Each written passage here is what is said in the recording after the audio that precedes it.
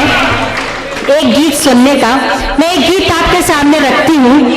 मैं एक गांव से जुड़ी हूँ। मेरा मानना है कि आप भी अपने गांव से जुड़े होंगे। आप इतने बड़े शहर में रहते हैं लेकिन गांव से अवश्य जुड़े होंगे सब लोग। अपने गई महक गई बगिया सुहानी, आम भरी फूल गई। और आगे बंद देखें आप।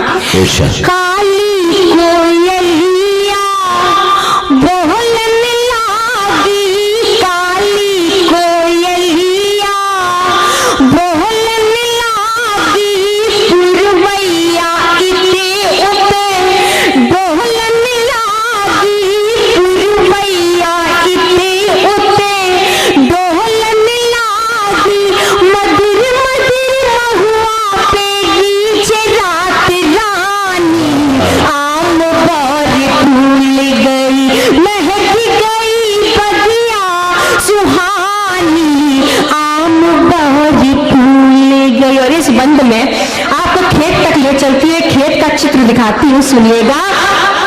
सरसोनी गोड़ी घुंघरू बजावे, सरसोनी गोड़ी घुंघरू बजावे, गेहुआ का गोरा तन गदरावे, गेहुआ का गोरा तन गदरावे, मटरिया ने छोड़ी सलानी चुनर धानी, आम बारी फूल गई महक गई बगिया सुहानी, आम बारी फूल गई। और आगे सुनिएगा।